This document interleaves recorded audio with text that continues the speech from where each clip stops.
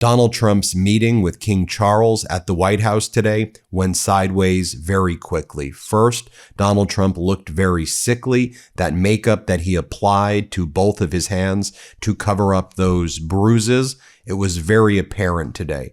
Donald Trump did the weird handshake with King Charles, which was very awkward. When Donald Trump wanted to do this performative inspection of our troops ceremony, Donald Trump didn't know where to stand and bumped into King Charles. I'll show you that in a moment. But the big bombshell this morning was a scoop from the Financial Times. They were able to get an audio of the UK ambassador to the United States, a guy by the name of Christian Turner, and he was speaking to students from the UK who were in Washington, D.C.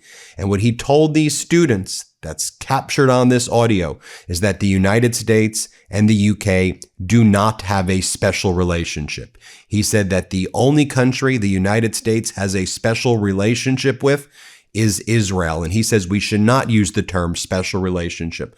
Also captured on this audio that was made public by the Financial Times, the UK ambassador to the United States, Christian Turner, said that he is shocked that no heads have rolled in the Trump regime based on their connections to Jeffrey Epstein and all of the appearances of Trump and his cabinet on the Epstein files. It should be noted that Christian Turner, now the UK ambassador to the United States, not sure if he'll be holding that ambassadorship very long after this, he replaced Peter Mandelson, and Peter Mandelson was the UK ambassador to the United States, but he was removed from that position after all of his extensive links to Jeffrey Epstein were uncovered in Epstein's birthday book that Donald Trump was also in. He was all over the Epstein files. And in fact, people should have known that he had these connections with Epstein before he was given that ambassadorship. Now, this audio that surfaced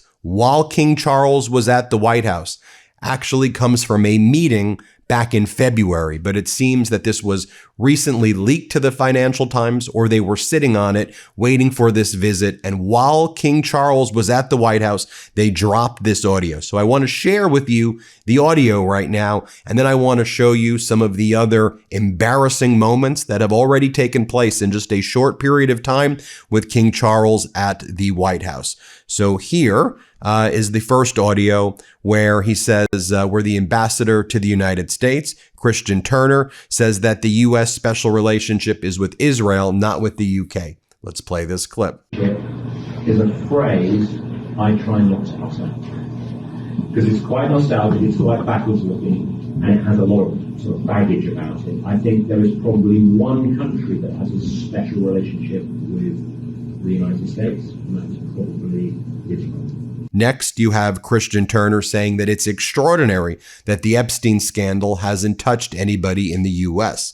Play this clip. To me, that the furore, the scandal over Epstein, convicted sex offender, has gone right to the top of the British system, brought down, senior member of the royal family, British ambassador to Washington, potentially the Prime Minister, and yet here in the US, it really hasn't touched anybody. And I think that is an interesting question you should ask American lawmakers you meet about the different levels of accountability in our system. We currently move on a hill to bring to account some of those senior figures, including Andrew Mountbatten Windsor has been now called in to come and testify before Congress, and he's announced before Congress.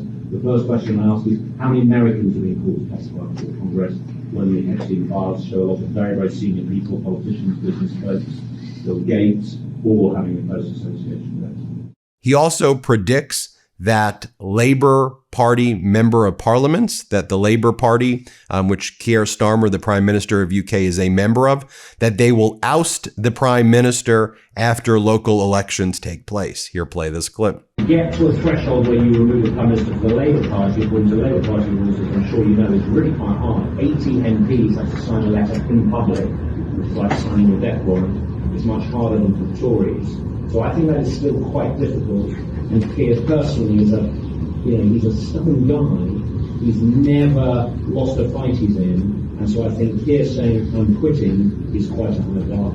So probably the moment I would look to is the May elections. If Labour does very badly in the May elections, I suspect the party will will move to go over that threshold and remove him. It seems to be conventional thinking. If they do okay, he might try and go. For me, that's just me as a citizen speculating, because I have to serve another. Now, this scandal is erupting while King Charles is at the White House. Now, here's what a government spokesperson said. These were private, informal comments made to a group of UK sixth form students visiting the US in early February. They are certainly not any reflection of the UK government's position. And the UK is also saying that these newly revealed remarks by its US ambassador don't reflect the official position of the government. There's nothing that UK ambassador said, though, that is false. It is all true. And frankly, I think one of the reasons why Keir Starmer has lost a lot of popularity, unlike Prime Minister Carney, is that Keir Starmer doesn't say those things. I think everybody in UK feels exactly what that ambassador is saying. That's what everybody knows is true. And so that's what needs to be said. And I think rather than deny that that's the reality, that should be the official position. So let's also talk about what's going on, during this meeting. I'll show you between Trump and King Charles. Just again, take a look at Trump's hands. As Aaron Rupar says, look how gnarly they look today. Here, play this clip. There was a moment also where it appeared that Donald Trump, we went to touch the back of Melania, but it looked like he was kind of grabbing her rear end. You can see it in this one right here. Here, play this clip.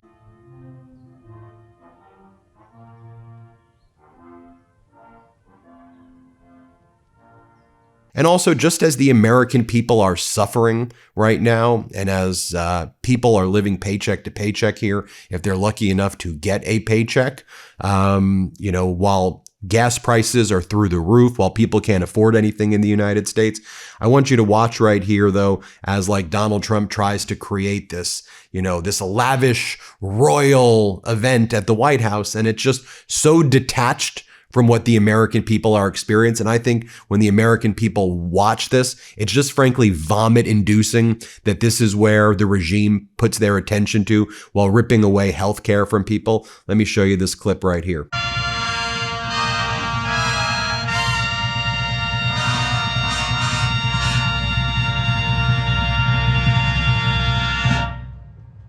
More embarrassing moments as well. I'll show you the moment right here. We could just run it as B-roll where Trump tries that, Adam Schwartz said, Trump is trying his toxic beta male handshake and Charles is having absolutely none of it. You can see what's going on right there.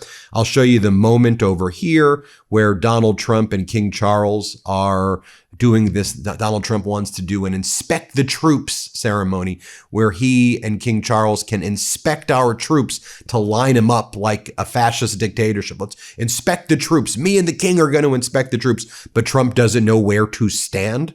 Here, play this clip. They will now inspect together.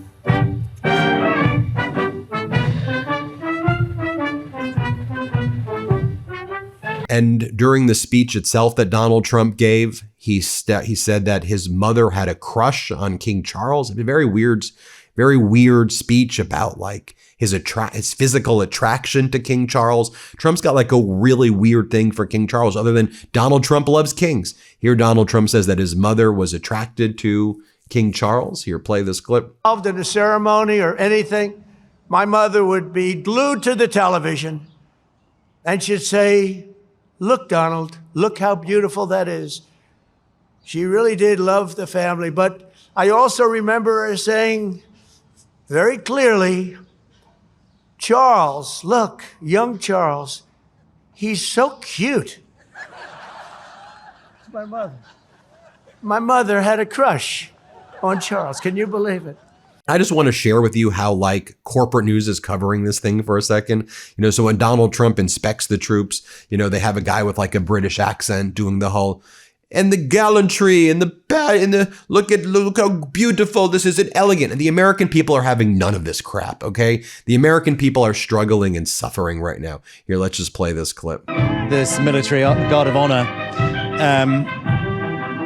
And as the national anthems played, we had the cannons just beyond the crowds here, just in front of the Washington Monument. Now, while this meeting was taking place, or I should say right before it was taking place, Donald Trump posted a article that I think he probably had the Daily Mail right. Wow, that's nice. I've always wanted to live in Buckingham Palace. I'll talk to the king and queen about this in a few minutes, DJT. And the article that Donald Trump posted is revealed how the Daily Mail traced Trump's family tree and found out he's the king's cousin. And they go back like 25 generations and they're like, oh, you see, they were, I'm exaggerating slightly, but they go back like, 15 or 20 generations. And they're like, you see, they're both related to King James II of Scotland. I think you probably do a tree of King James of Scotland, King James II of Scotland, and it's like everybody's probably somehow like related to King, in some way or another, if you're generally from the region, if you map it out. So Donald Trump was posting that. Also, Donald Trump posting this lie in order to manipulate the markets, while Iran's foreign minister Araghchi just finished up his meetings with Vladimir Putin in Russia, where they discuss strong cooperation. And while Iran does not want to have any negotiations with the United States at all, while the U.S. continues its naval blockade, and while Donald Trump continues to threaten Iran, and Iran's fine controlling the Strait of Hormuz and keeping it closed or just subject to limited vessels leaving that are allied with Iran, here's what Donald Trump posted this morning. Iran has just informed us that they are in a state of collapse. They want us to open the Hormuz Strait as soon as possible as they try to figure out their leadership situation, which I believe they will be able to do. Thank you for your attention to this matter, Donald J. Trump. Completely made up and false. Iran did not contact Donald Trump and say, we're collapsing. We need to figure out our leadership structure, Donald Trump. Their leadership structure's figured out. They control the Strait of Hormuz. Donald Trump and his desperate regime are the ones thirsty for negotiations and keep lying about going to Islamabad or this place or that place, which has always been proven to be false. Iran has always stood on its non-negotiables, which Trump agreed to several weeks back at this point when the ceasefire started in the first place. It's just more of Trump lying. And look, Trump's social media post was also timed to coincide with an article like this from Politico. There's a day of reckoning coming. Energy experts expect another spike at the pump. Trump's jawboning, aka market manipulation, is sending the wrong signals to oil producers by keeping crude prices artificially low. Energy experts say another oil price spike is coming, and it may be made worse by the president's social media posts. And it goes on to say how Trump has repeatedly spurred temporary dips in oil prices by claiming on Truth Social that the Iran war is near an end and that U.S. oil production would ensure sky-high prices would soon retreat. The jawboning has mostly worked, even as the global price of oil has crept up over $100 per barrel on the future markets. It is significantly less than the $140 per barrel spot price, or what it would take to buy a barrel today. I think it's important to note that when you're looking at the Brent and WTI crude prices, those are the futures. What people are actually paying today is between $140 a barrel or up is the current prices, which is also why your prices are high at the pump. It goes on to say in this article, the president's promises can only work for so long. Supply of oil, especially in Europe and Asia, is dwindling and a price shock is coming, said Dan Pickering, chief investment offering at Pickering Energy Partners. He said that when summer driving season begins, there will be another gas price shock that hits people in the face. There is a day of reckoning coming, he said. It will be painful because I can tell you that the stock market is ignoring this. We're not ignoring this. So when it comes here to the United States, no one's going to be shocked who watches the MeidasTouch network. Now, also, Donald Trump posted this deranged motion.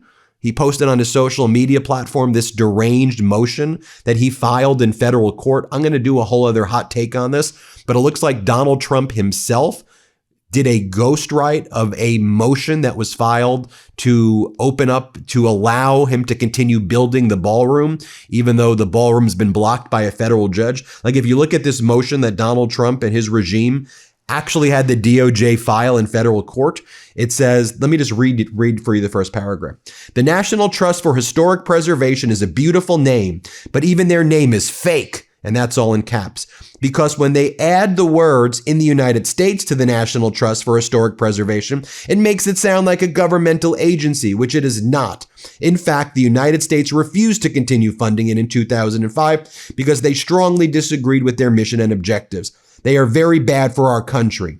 They stop many projects that are worthy and hurt many others. In this case, they are trying to stop one that is vital to our national security and the safety of all presidents in the United States, both current and future, their families, staff, and cabinet members. They were asked by the United States military not to bring this suit because of the top secret nature of the important facility being built. They were shown detailed plans and assertions were wrong, and they are indefensible now. Like literally, it looks like Donald Trump wrote this thing himself. A few other points I want to talk about this morning as Donald Trump is manipulating the market. We also learned that the United Arab Emirates has quit OPEC as the Iran war raises Gulf tensions. The UAE is the third largest oil producer in OPEC, behind Saudi Arabia and Iraq. Leaving the group is likely a precursor to it increasing oil production. So the UAE is out of OPEC.